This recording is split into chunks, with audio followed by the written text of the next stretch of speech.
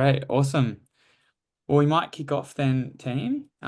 Welcome to our final session for day one of Campfire, which is why quality services are moving away from digital routine documentation.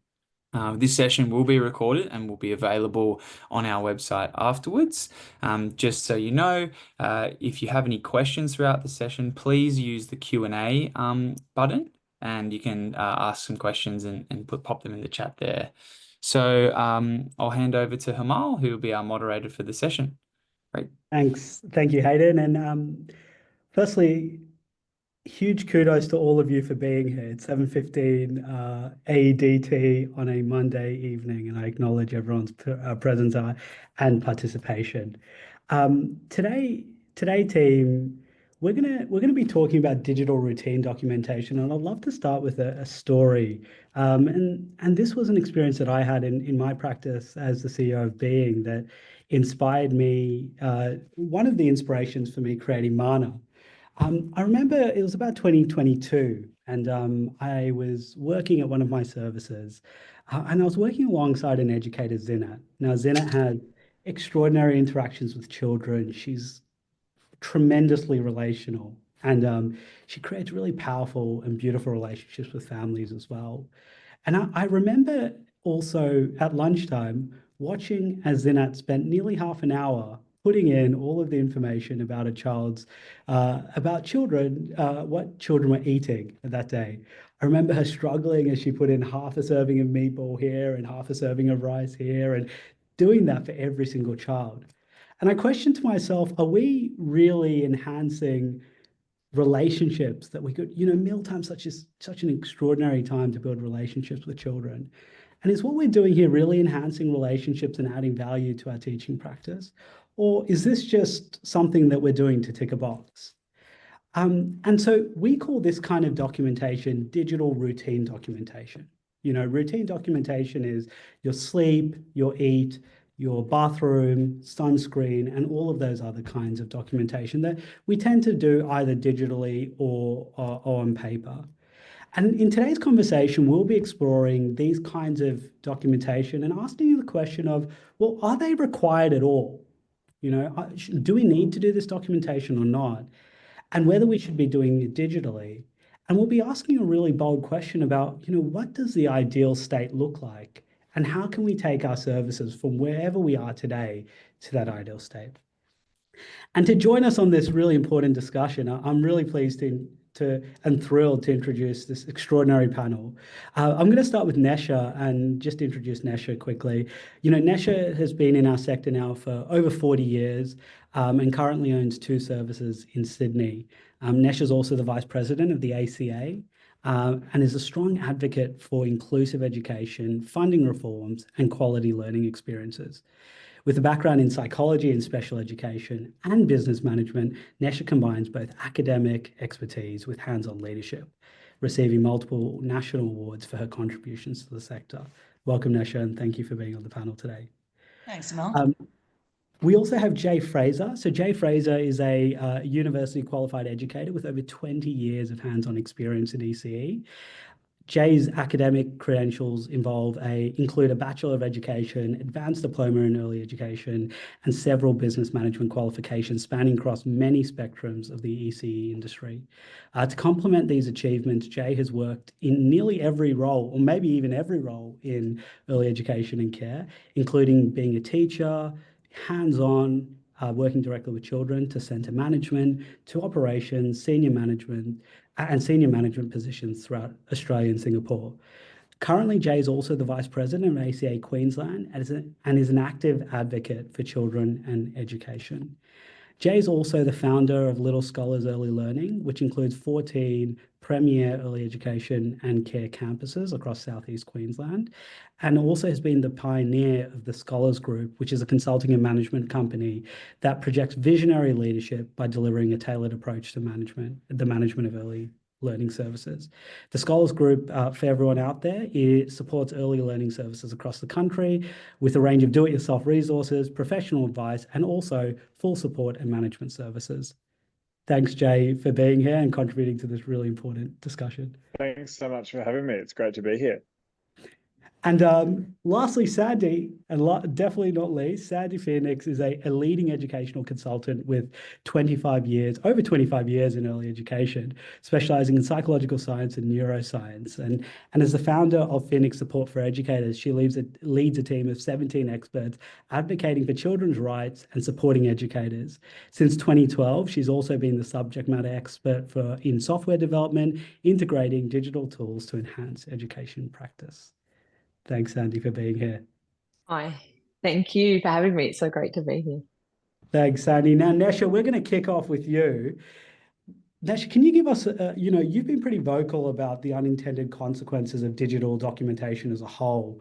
Can you just set up this whole discussion that we're having today and maybe start with, and maybe kind of give us your position on digital documentation? I think there's a lot of advantages that come from digital documentation. And certainly 20 years ago, when we we started getting digital cameras, the idea of a picture telling 1,000 words was brilliant because we could take a picture of a child having a really great day and their parents could see, we weren't just saying words and we didn't have to describe everything. We could, make things flow smoother and faster by taking a photo and emailing it to families. We couldn't post it online at that point in time. I think it's gone very much in the other direction now, where we're posting almost as if it's something like Facebook, where we're flooding families with photos of their children, 10 photos of the child playing with Play-Doh. And that to me is taking away from educators actually being a part of the experience, that hand over hand guidance that you can't do while you're shoving a camera in a child's face. And these children are growing up with cameras here the whole time.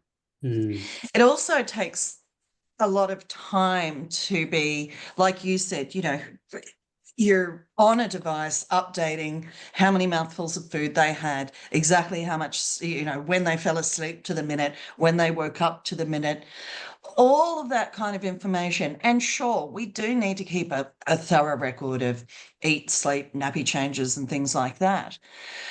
But the level that some services are doing it at really concerns me. And I think it's taking away from genuine interactions with children, building relationships with children, having conversations with families that, I think we're missing out on nowadays.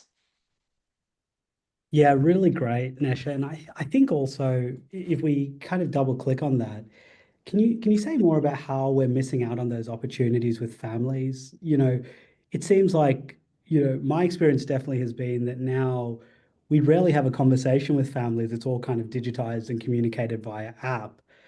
Yeah, do you want to say more about how that the relationship's being impacted and what you're seeing?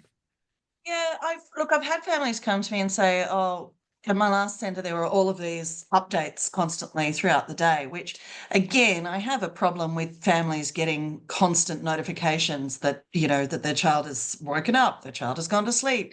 That's interrupting their day and it's not great for families, but that's a whole nother talk.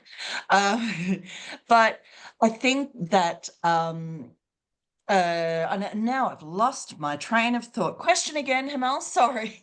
No, Should have taken a just riddle really before I talking put about on. that. Yeah, that relationship that we're building with families Yes, and now sorry. that Back to, so families coming in and saying, oh, I don't get all the updates. And I said, well, why did you leave that centre? And they kind of go, oh, well, the educators didn't seem to know my kid. And I'm like, well, that's because they spent their whole day with their faces in a device, not, providing you these updates, not actually sitting there and talking. Did you have a good relationship with the educators? And they go, oh, no.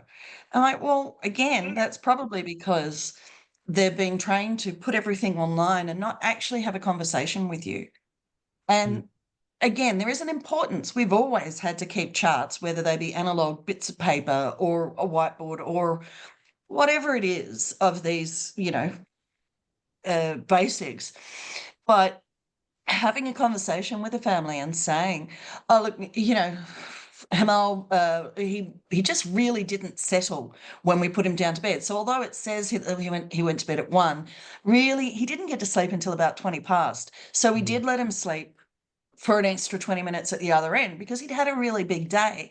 And that conversation is what you should be doing with families, not them saying, why did he sleep too long? And this isn't what I want, and which they can interpret from that, just reading what's on a screen rather than actually talking and engaging in a relationship with educators. And learning to trust them and learning to, that part of a great educator and a great carer is somebody who can make these decisions as they go in the best interest of a child and within the parameters that families have given. So learning to trust them and why, rather than just coming in off the bat going, oh my God, I told you to only let him sleep for an hour. Which, families are want to do. They're always anxious about their children. Mm. Thanks, Nesha. And I think, we've definitely, through these kind of digital interfaces as well, I think one of the challenges that it poses is this routine documentation, which was regulatory often in nature, is now online and kind of live as a feed to families. And so families are kind of interacting with it. Sandi, you've talked about kind of some of the research around the impacts that this kind of constant feed of information is having on families. Would you mind helping our audience kind of understand what impacts it's having? Yeah, actually, I want to talk to the research particularly on digital documentation and in a more global fashion rather than just the impacts of that constant stream. Sure. But there's some great papers on this. There's some really amazing studies that are reflecting what we know and what we're seeing. So it's really great now to see some of that research starting to reflect the conversations and the concerns that many of us are having. But in saying that, it's a really tricky question to summarize the research, because just as we get, technology, and then we get research on that technology, and then the technology changes. Yeah. So one of the papers that I thought was absolutely brilliant is called, and I just want to cite it now because I might forget, and I just want to make sure people can access it, Understanding How Early Childhood Educators See Learning Through Digitally Cast Eyes. And this was by RMIT, also there was Catholic ACU and some researchers in New Zealand as well. So White and colleagues in 2021. So I thought that this paper just summarized so much of what we all really, really, really know, and then a few other things. But essentially, if I just kind of broad sweep a lot of that research and other research, is there's two main components that I'm concerned about. First of all, that this digital documentation and this constant stream of digital documentation shapes what learning is seen. And that's not just what learning is seen by the educators, but also what learning is seen by parents. And there's a couple components that I want to talk to that. One is what I love that White and colleagues called tagability. So educators were documenting for tags. Oh, this has been a concern of mine literally since 2012 when I started consulting to softwares who had created a language within Australian education and documentation around even just was reshaping the way we talked about learning outcomes. So all of a sudden we had this whole idea of tagging a learning outcome to a story. Yeah, got it. Yeah. So this LO 1.2 kind of business started coming out. And that was created by digital documentation. That was created by consultants who, there is no 2.1 or 1.2 or whatever of the earliest learning framework. There is no 2.3.4 BS. Like, it is absolutely ridiculous that documentation has a huge, digital documentation has a huge power to be able to shape what things are seen. And this has extended to now this checklist of how much children eat, poop, fart, like everything comes. I'm struggling not to be facetious because I'm frustrated by the burden, but also what is now being seen. And so, and I loved that the researchers in this paper talked about what is seen in this way through tagability, But they didn't just look at, well, what educators are looking at, which now is moving away from even trying to tag a learning document, but actually, we've got to see how many bites of that they took, and all of this stuff that we have to keep up with on this list, which is drawing attunement away, and I'll get to that. But the other part of seeing is what parents are seeing, and we all know what that means, but I want to just shed light on what I'm looking at in that, and that is the inequity of what parents have access to with digital documentation. I've just returned from a week trip in the Northern Territory. I do a great deal of work in rural and remote communities, and many of those communities are Aboriginal communities. And so when we're often talking about documentation and digital documentation, we're often talking about documentation, if we're real, on the eastern coast and the southern states.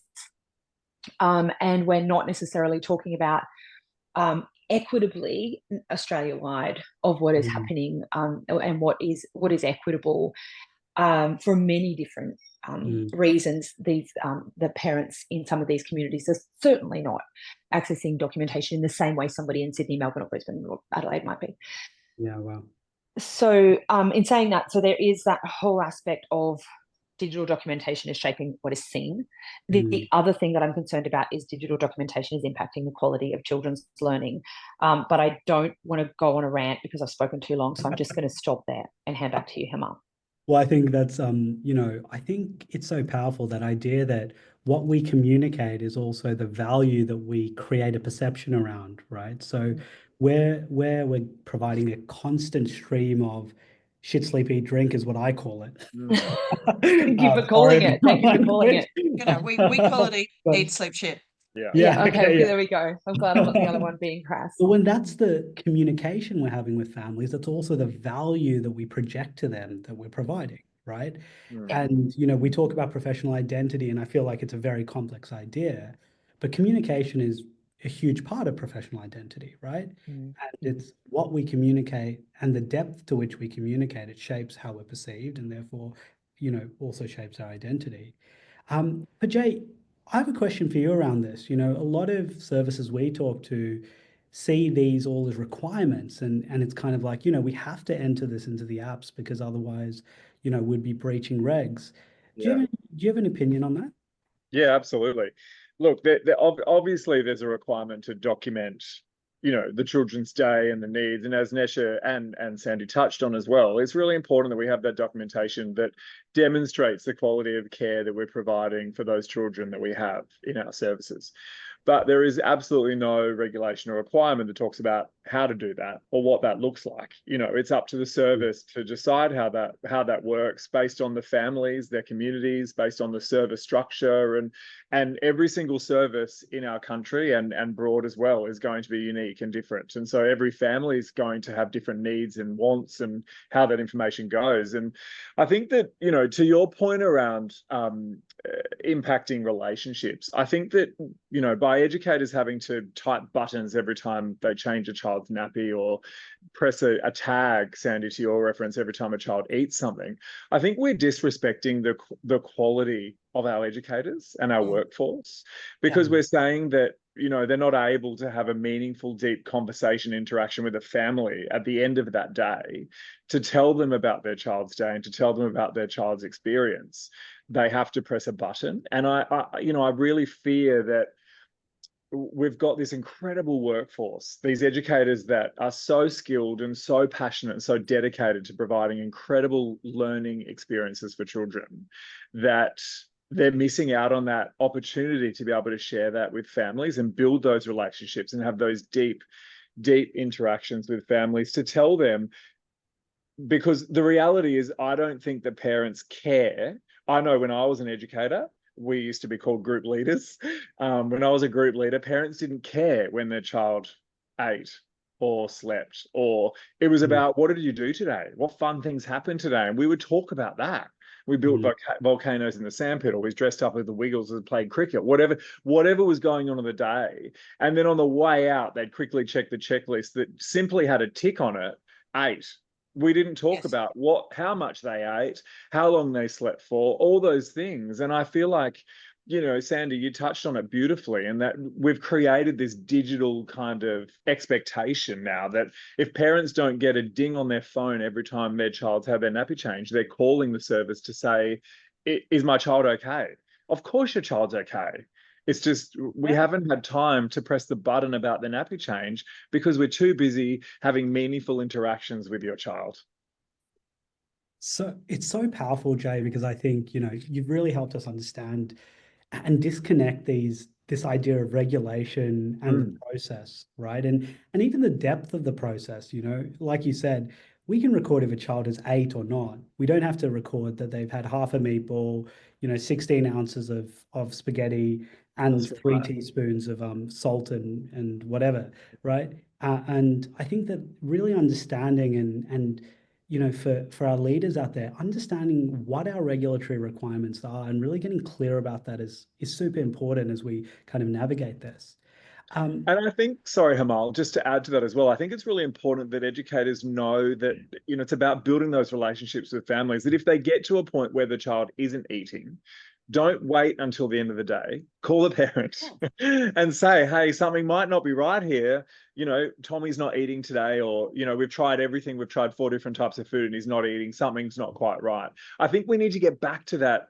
We're humans and we're dealing with humans and we're interacting with humans. And if that human's not doing something that they normally do, something's maybe wrong. So let's call the human that's responsible for that human, you know, rather than wait until the end of the day or press the button and say they haven't eaten. Yeah. Yeah, definitely not it's probably not a substitute to having that conversation to send them a ding saying it's not eating, right? And because there's so much context around that, like you shared, which is really important. I think we can recognize the problems that we've had, right? You know, Sandy, you know, you really leaned into, you know, a piece on equity and how this is really impacting child educator relationships and also kind of how it's causing, and actually one of the things we didn't really touch on is how it's really impacting parental anxiety and expectations as well, which is, you know, a whole other piece. I have huge opinions on that because the helicopter parenting and I am literally pushing back to our families and saying, are you ready to turn off notifications? Because it's not helping you and your anxiety at all. Certainly, you know, for the first couple of weeks when a child's settling into a new service and you don't know them, it might help ease your anxiety, but weeks into your relationship, like you said, kind of waiting for the button to be pressed to see if Tommy's had the right amount of sleep or food is only playing into that anxiety that is really overwhelming for new families. And I have very strong opinions on how this is affecting their overall mental health, because I don't think it's a positive thing at all. I think recognizing all of this now, you know, and just to switch gears a little bit, you know, we have a group of leaders who are really dedicated to change here at Campfire and really understanding what great would look like. And so maybe I'll throw the ball. We'll go through each of you, but maybe we'll start with you, Nesha. You know, let's kind of erase what exists today, okay? Let's imagine that these, you know, apps didn't exist and, you know, or maybe that they did in some respects, but, you know, we didn't have all the current constraints. What, yeah, and you know, Jay was already painting a little bit of a picture around that, around connection, but what would this ideal state look like for us where, you know, what, yeah, do you want to help paint a picture of what this ideal state would look like? I think there is throwing all digital documentation out isn't necessarily the answer. Throwing, you know, that baby out with the bathwater thing. You know, we used to have piles and piles and piles of years and years and years of bits of paper that we photocopied, and that wasn't necessarily great. And we'd also get, you know, phone calls from mums late at night because dad forgot to get this information. You know, how many hours did Sarah sleep for? I don't know. I forgot to ask. And so we'd get a phone call saying, well, how many hours did she sleep for? Just so I know tonight, put her down early or late, or did she have a big lunch? She doesn't seem to be eating today. Having that, you know, tonight at dinner, and then we go, oh yeah, no, she had 15 serves of lunch, you know, and stop the girl. Having that information available isn't necessarily a bad thing. But I do think that we need to really, find the balance between those constant notifications to families and having the information available to them should they need it. And again, the part of the reason why we keep these documents and the eat, sleep, shit charts is so that if the child is unwell, that we can look back and go, when did that start happening? What did they eat? Were they, did something go wrong during the day in terms of that normal pattern? And then we need to find exactly the same balance somehow. And this changes from centre to centre and family cohort to family cohort of the way that we're interacting in terms of their program. Something that is the balance between showing families what we're doing and helping them to understand just what amazingly rich experiences their children are having, and then overwhelming them with 700 photos of their child across the week, while all we're doing is shoving a camera in the child's face, and we're not actually sitting down and having those deep, slow, engaging, meaningful interactions with children. And by the same token, those conversations with families, those deep, slow, it's not just a flash on your screen and like if you're happy. It's much more that deep, hey, have you got 5 minutes? I noticed this today with your child. It seems, really weird. Or have you noticed this amazing thing they're doing? Have they been doing that at home? It's so cool. They did it for the first time here today. Isn't that wonderful? That stuff is where we need to find that balance. Wow. I was writing, as you were speaking, I wrote slow, connection, and presence as kind of some of the end states. Jae, over to you. Does that kind of resonate with you as an end state? Yeah, absolutely. And I think back to my original point about our educators, I think because everything that we do is about the children first and foremost, but then secondly, it's about the educators, because without them, we don't exist. Without the children, we don't exist, but without the educators, the children can't come, so nothing happens. And I think it's about their engagement. It's about what's their well-being. And Nesha, you touched on that piece for the parents and getting 100 notifications, and what is that doing to you? It's overwhelming you constantly. But also about our educators having to constantly stress about, I need to take photos of Tommy, Mary, Barry, and Tom, and I need to quickly do the nappy change chart, and then I need to have some meaningful engagement with children. They're missing out on those really special moments where actually the cool part of teaching. Correct. The really cool part of teaching Yeah. are those. Yeah. Those amazing moments that they're just not getting. Yeah, and at Little Scholars we call it. We call the Educators Day creating special moments, and that's what it's about. It doesn't matter if you don't capture a photo of it. It still happened, and what you felt and what you experienced and what that child felt and what that child experienced, that's what matters.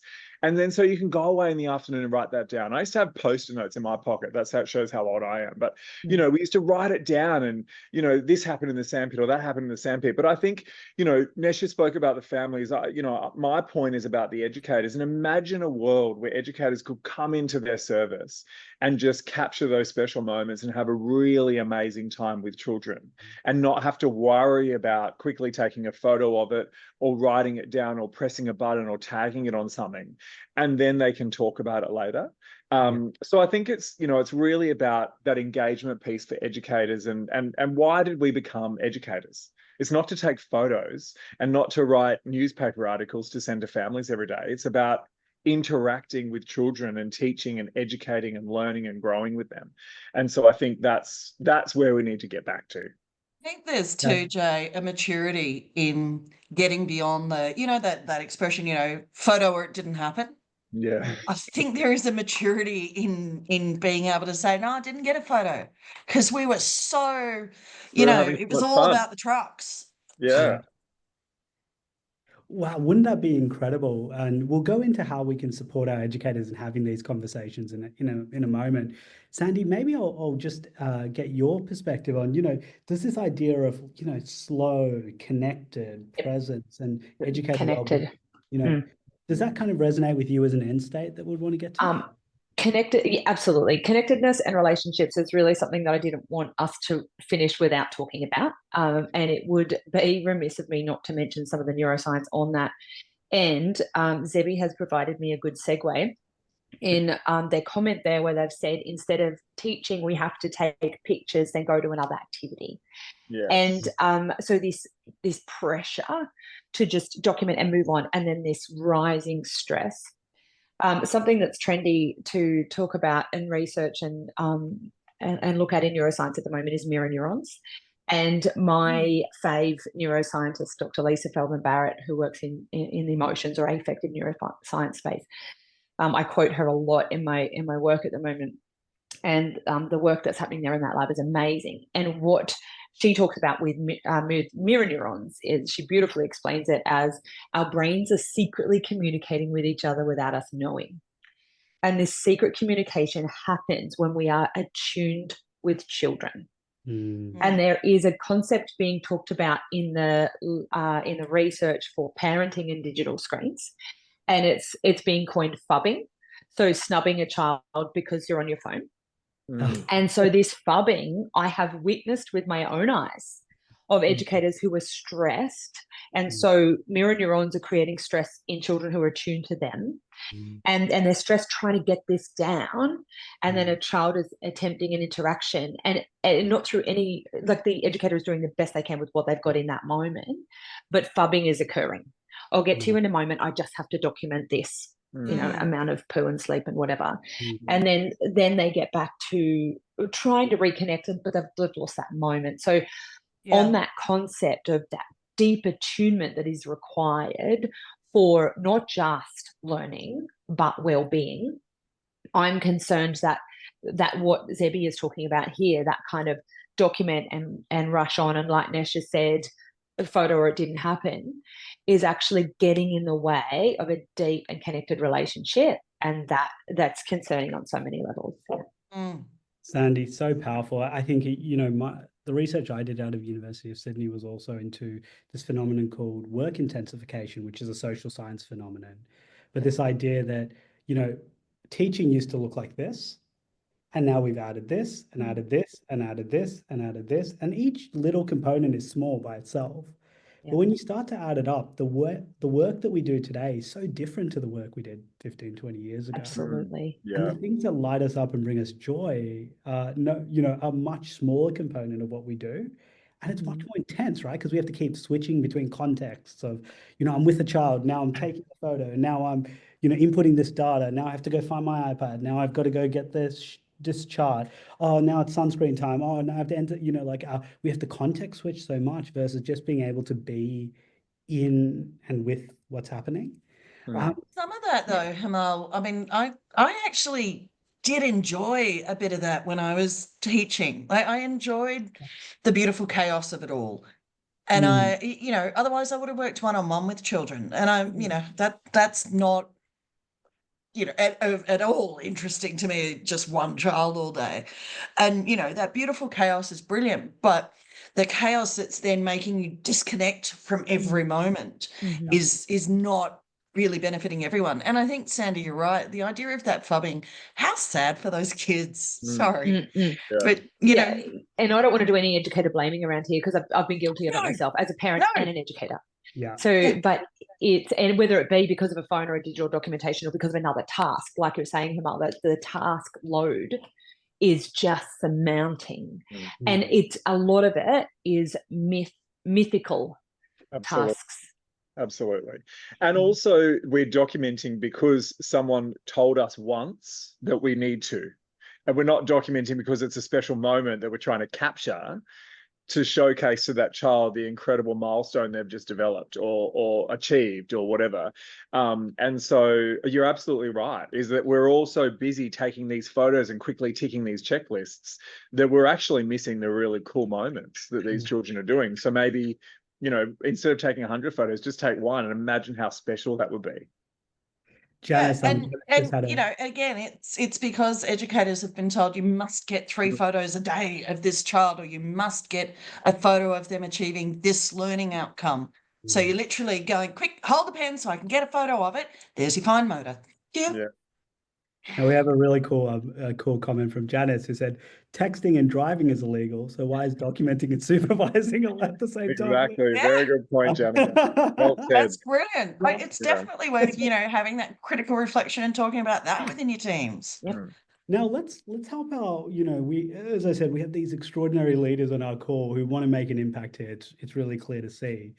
And I think we've really established a cool endpoint to target. We're slow, we're connected, we're present, well-being is prioritized, and we have these beautiful relationships with children, families, and between educators as well.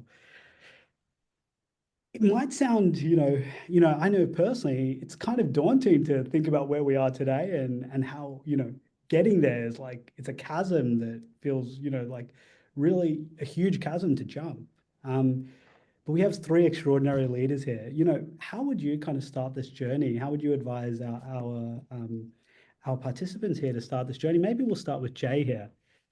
Yeah, sure. So this is a journey that we've been on in our services with our teams, and it came from one of our campus managers who was quite passionate about when we say go right, she always goes left, and which I love about her. It's it's a good quality. But we got stuck into this world where everyone's trying to get exceeding, and we're trying to meet the exceeding things, and we're trying to do all this stuff, and so everyone just falls into this misconception of more documentation will get it there because it's evidence, and if you can show all this stuff you're doing, then it'll look like it's exceeding. And we sat down as a team and we went, what are we doing here? Our team, our educators are stressed. Our parents' expectations are elevating because we're taking photos, we're sending documentation, and then they want more. And if it didn't happen, they're getting upset with us, and so we're not providing quality care. So we went, scrap it all, and we created what's called the engagement initiative. And we had to go slow, really slow. And Nesha, I'm so glad that you raised that word, because it's about re-educating families about what we're doing, and it's not about us getting lazy or not meeting the requirements or not trying to get out of something. It's about saying we actually want to be present in your child's day. We want to be present in those moments, and we want to engage and have meaningful interactions, and we actually want to teach them. And we can't teach them when we're holding a camera or an iPad or a phone or writing notes. And so we sent out a survey, we sent out some information, and we explained to them what this looks like. And we started with 1 day a month. And we eased into it. 1 day a month, there'd be no documentation, there'd be no photos. And so families, if you're concerned, you can call us or email us, and that's fine. The leadership team will get back to you. But in the afternoon, we want you to come and talk to us and ask us how Tommy's day went. And then overwhelmingly, the parents went, this is incredible. I can't believe that we were so reliant on this information that actually we didn't even give a shit about, because part of my French, but we didn't even care about, because we actually just wanted to see the photos. And all I looked through was to make sure my child was smiling. And then that's all. But what this did was it reminded the parents that they chose our service and chose our educators because they trusted them. They knew they were quality educators, and they knew the children would be looked after, and they learned that after a day, so then it went to once a fortnight, and now it's once a week, and sometimes twice or 3 times a week, depending on the service. But the parents have been re-educated now to know that they don't need photos. They don't need to get a check to say that the nappy's been changed, because they've got trust. And then they come and have these conversations with educators. And what it's done for our educators is it's just boosted our work culture and boosted their enthusiasm, boosted their excitement about the day, because they're not stressed about trying to get everything done or take 100 photos, or quick, we didn't get a photo of Sally today. They're actually immersed in play and learning and interactions with children. And that's why we're all here. That's why we're doing what we're doing. Jae, that journey is inspiring. And one of the kind of takeaways I got from that also is how it sounds like it's been a journey. It's not something, I'm guessing that the encouragement here is not to switch to 3 days without No. digital documentation kind of tomorrow, right? It's No. do you want to talk about kind of that process and how Absolutely kind of how that works? Yeah. It's a really good point, Himal. And I think you do have to go slow, and you really have to involve everyone. everyone in this whole process, and that's the families as well. And the first step we did was we through our family committees, and we have events called Food for Thought, where parents come at the pickup time. We have food out for them, because that, you try and get feedback from families, it's impossible. But if you put food out, they'll stop and have a chat with you. And so, I like that. I'm stealing that. Yeah, to get a Right. sausage or to get a cookie or to get a cupcake, you have to give us your thoughts. And so, we started having these conversations about, what is important to you? Do you want our educators taking photos and writing what they're seeing, or would you rather the educators be doing what your child's doing and educating and molding and shaping? And those conversations started happening, and then the next week or fortnight we'd follow up with a letter explaining the engagement initiative and what it looked like and the benefits of it for both the educators and the children and the families. And then we'd trial one day in one room, and then we'd trial another day in another room, and then we'd send out a survey. And so it's really important to go really slow. Like, this took about 1.5 years to get everyone to where they needed to be. Because if we went really fast and said, hey, parents, we're not sending photos anymore, we're not doing checklists anymore, they just get angry and they think that we're trying to get out of doing something we need to do. But overwhelmingly, parents were like, as I said before, I can't believe we relied on this. I don't even care about that anymore. And when we do send a notification or send a photo or a learning story through or something, parents go, what happened? What's wrong? What's going on? Because, they've got to this point now where they're so engaged in this initiative, and our educators are loving it, that it just works. That's incredible. I mean, just that, the commitment to the process as well, and commitment to that outcome for your educators and children is just incredible. And one of the things, I'm really getting from that is how, when we start to elevate the conversation with families, often at times we have these preconceived notions that this is what families want. Yes. But when we start to elevate the conversation we're having with families and really bring them into, take our role as professionals and bring them into the conversation from that perspective, we start to, see that anything's really possible with them, right? They have the same commitment we do. They want the best outcomes for their children, and so do we, right? And I think, it sounds like you did a lot of education with your families as well through this initiative. Would that be correct in saying? Absolutely. Education with our families, and also with our staff. And also, one of the biggest things that we often in this sector forget to do is re-educate. And, when you do a big training session with your team and you get everyone on board and everyone's, they're loving it, this is what it's about, and then someone leaves or moves away and a new educator comes through, we just assume that person knows why we're doing what we're doing. And we forget that we have to re-educate that person. We have to bring them in. We have to talk to them about our philosophy and why we're doing what we're doing. And certainly for new families too. And Nesha, you spoke about it before, where a new family might come and they say, oh yeah, but I get an alert every 10 minutes when something happens. And you said, why did you leave? And we're quite comfortable saying to families, if this doesn't work for you, then that's totally fine. We're not your service, we're not right for you, and that's okay, because this is our philosophy, this is our vision. We've created this with our families, our community, and our educators, and certainly our children, and this is what we believe in. And if you don't like that, that's totally fine. I can give you a list of 100 other centres that have tick and flicks and whatever else you think you might need. But it's important that families are on board with it, and so that education piece is really, really important. And to Sandi's point before, based on research, we didn't just wake up in the morning and go, brain fart, I've got a great idea, let's stop taking photos. You have to give them the link. Thought about it. Yeah, show them the research pieces and let them read it and let them ask questions and let also them collect data. Yes. Collect some baseline data. How many photos are you taking in a day collectively as a service right now? Find out. Yeah, and maybe even the same thing with, a survey for families before you, if you're going to go down this path and kind of dedicate a year and a half or whatever it is to it, do a baseline survey on families. How connected do you feel to educators? How connected do you think your educators are to your children? And then do that further on down the track and see if that's changed. If it doesn't change, then we look at it another way. But definitely, as we've been exploring all of this, certainly it's data, it's articles, it's all of that kind of stuff that we're feeding to families as we're trying to pull back. But at the same time, like I said, we cover it off in tours. By the same token, we also cover off your kids are going to come home dirty. That's the centre this is. Yeah. There's plenty of other centres down around the corner where everything's artificial. No one goes on excursions. There's no chickens running around eating the Play-Doh. That's, there's plenty of other services where your kids won't get dirty. Here they're going to get dirty. Also, you're not going to get every hour on the hour updates.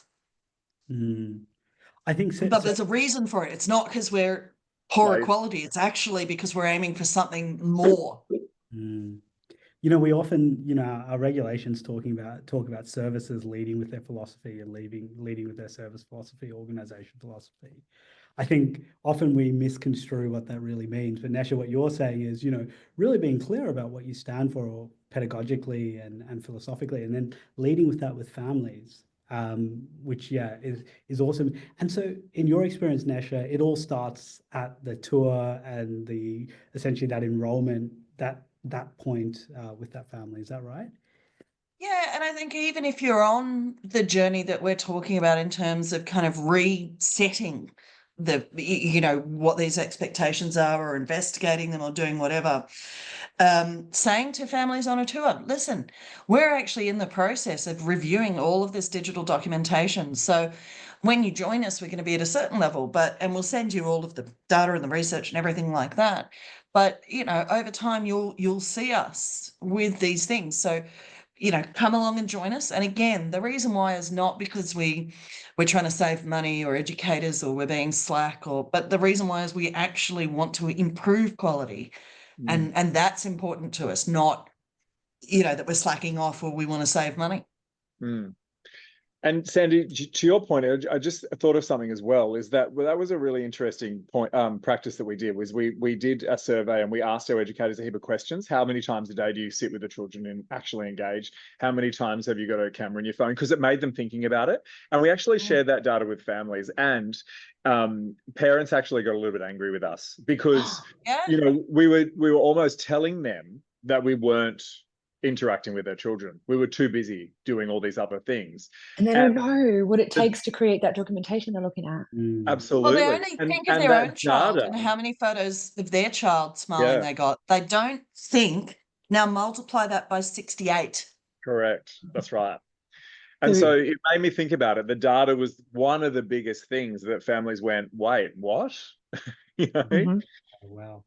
So our practice advisor at Phoenix Support, Tara Hill, has been doing some coaching and mentoring with the service and having big conversations around this with an educator and Tara told me this today, she decided to do some counting, do a bit of baseline data, 200 photographs across 3 hours between 3 educators in a learning environment, 200 photos in just a really short space of time. And then so they said, well, if that's this, what's the rest of the centre? How much data are we collating? And then what are we doing with it? The educators nowadays won't just take one photo of a child at Play-Doh. They'll take 10 and then take another minute or two to choose the best one, which is, again, more time away from the actual interaction. But like you said, Sandi, what are we doing with that then? Because no one has time to reflect on 200 photos and then write something meaningful and then plan an experience from whatever they observed. That's the problem. We're just wasting our time. Yeah, we've got ourselves into a real rut here, and there's a way out, right? Absolutely. Observe your baseline data, have conversations with your families, and start to commit to change.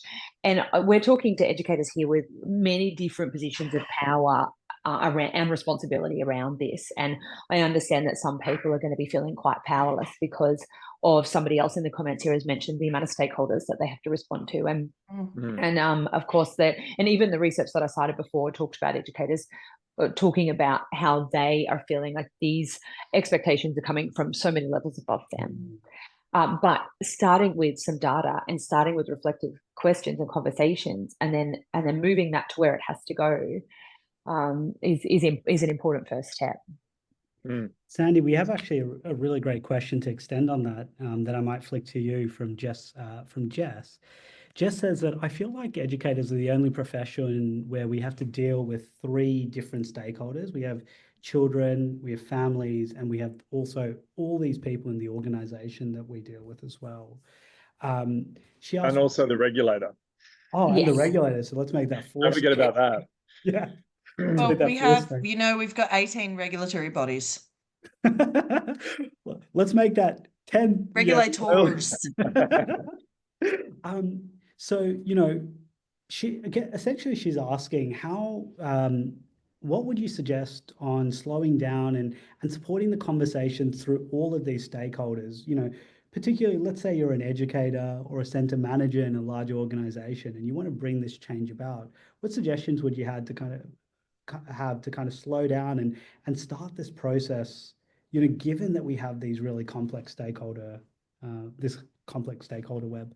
I feel like Jae has done it and has talked to that process, and the way that you have done that, Jae, is so exciting. Loving this idea of what is it, food for thought? Yeah. Amazing. I'm fully stealing that. You should do that with the You have to. regulators as well. When your AO comes in, just say, "Here's a Yeah. muffin. I have some questions." 100%. And it's so simple. We just set up donuts or sausage sizzles, have some butcher's paper, and parents write their thoughts. It's just, we ask a question and they write their thoughts. It's so simple. That's awesome. This is amazing. Also, a sign up to a ECE and the regulatory bodies newsletters, regardless of who you are or where you are. Make sure you're getting information from Australian Childcare Alliance, from any other ECE, of course, and your local regulatory bodies, because, like, for example, there was a newsletter sent out by a ECE called Educational Program Documentation for Approved Providers in July 2024. And in that paper, there is a whole lot of myth busting. They talk about things like, a misconception is setting a quota or benchmark of observations per child within a set time frame. Myth busted. Here's what you should be doing instead. All of that kind of stuff is in this. And they send out papers like this all of the time, but that's the one that was most recent that stood out in my mind. In talking to them and working with them on this over time, they constantly hear, the regulations say, or a ECE need, or in order to be high quality, this. And that's why they have come out and said, actually, no, that's not us. We're not telling you to do that. That's not what's in the regs. That's not what's in the EYLF or the guidelines. None of that is coming from us. So they're the ones. And they've written ones as well, not just for educators, but also for families, explaining that again to families to say, what is a high quality service? And it's not one who posts the most taggable moments online. I think the other thing that's coming as well is the child safety review with that tragic incident that occurred. I think that there's movement happening, and I think that whilst that incident was extremely tragic, and I don't want to relive it, what it's doing is it's potentially moving families away from that digital photography piece where we have to continue to take photos of children all the time, into this world where let's just interact with children rather than focus on taking photos. I think that, because, we're bad people are everywhere, but when bad people do bad things, if we can protect children and not have photos of children stored everywhere, I think that's a good thing. And parents are starting to see that as well. So I think that child safety review is kind of doing a little bit of the work for us in re-educating families and community. Yeah, we can ECE leverage that for change. As ECE, we've got a forum next week, and we'll be running quite a few forums coming up where educators will get the opportunity to comment on all that child safety stuff, because they want to know, okay, if this is our goal, this is our plan, how do we implement that? What is it going to look like in your context? Will this work? Will it not? And so they are, keep your eye out if this is something that you're really interested in, because they are asking for input from providers, from educators. And the louder everyone is about what's important to them, the more likely that's where the guidelines are going to land. Now we have another question around kind of the change management of all of this, and it's really around empowering educators to articulate this change within a service. So Nesha, we might start with you. The question is, how do we empower your people to articulate that change? Let's say we go through this journey. How are we empowering people to articulate that change within our services? Because a lot of the time, it seems like this routine documentation is really there to assist during A&R and to mitigate risks during A&R. So, Nesha, what's your perspective on that? I think what's coming through from all three of us really is the piece around education, around getting your articles, doing your baseline observations, and coming back to what's the goal and why, and then how are we going to get there. I can't see a CEQA slapping you over the wrist if you've gone through this process. And this is what continual improvement is about. You might go through this process and do all this reflection and come back and say, actually, do you know what? For this cohort of families and children and educators, we're just going to stay where we are because that works for us. Yeah. But you've actually taken the time to critically reflect. This is the whole process. Critically reflect. Think about your goal, what high quality looks like to you, what the evidence says, what the papers say. Critically reflect on that and then start that process. So I think from my point of view, it's do the critical reflection, get all the data, get the papers, get the information from a SEEK with the fact sheets, be armed and ready, because that information can be shared, like we were saying, with families, but also like Jae was saying, with the new educators who are coming in so that you can re-educate them. And, brilliant if you've got, an ACO who says, oh, no, and I can't see it happening, but you haven't met the goal for enough photos being taken. Then you can turn around and go, there's a reason why, and this is the reason why. Come at me. Yeah. I think also often at times we teach our educators and even our managers and leaders at the level of process where, as an organization, we may have distilled the regulations ourselves and we say, hey, here's how we approach this. One of the things that we don't often take the time to do, and I know I'm guilty of this, it's something we changed at being, though, I think under my leadership, was to bring kind of the education down to the regulation level. So we're actually getting people into the regulations themselves, going to OSLI and actually going in and looking at the regs, and also looking at the guide to the NQF, which is a really awesome resource to understand kind of the regulation. And I keep loving on social media when people go, oh, it's in the regs. And I'm like, can you point to sorry, which reg? And they go, no, it's in the regs. I'm like, no. So which one? Because it's not. It might be the national law, or it might be in a minister's law, but it's not in the regs. Yeah, it's a really good point. When you do get your educators to actually, when they, especially new people coming into the organization, they say, yeah, but at my last service, this was a regulation we had to do it. I'm like, well, let's pull them out and have a look at it. We get the blue book out and we look at it and we read the 4 lines where it talks about the requirement of what we need to do. And I say, so where's the piece that you're telling me about? And they're like, so is that all we have to do? Yeah, that's the baseline. So everything we do above that, based on our philosophy and our vision and our expectations, is great, but that's the minimum requirement. So I think that's a really good point, is getting them to actually read the regs. Yeah, and building that literacy as organizations, right? Because unless we know the foundations, the regs are the foundations of what we do. We understand that, then we can actually build on top of that. So I think that's a really good point. Sandi, we haven't flicked across to you in the last kind of couple of minutes. Do you have I'm enjoying listening. Okay, got it. I'm just conscious of time. I think we are out of time. Yes, we are out of time. This has been an awesome discussion, team. Nesha, Sandi, and Jae, just thank you so much for your time and contribution to this, to our campus and this group of people. I know I'm taking away so much from this session. I think I'm taking away 4 things: slow, connection, presence, and well-being / relationships, and really optimizing what we do for that. And I think if I was also going to take something away just from that last bit of the conversation, it's going back to basics, going back to first principles and building ourselves up. But it's just been such an incredible and detailed session. We have a couple of people who've already said they want to follow up to this one. So we might have to bring you in again, team. But thank you so much for your time and your contributions today.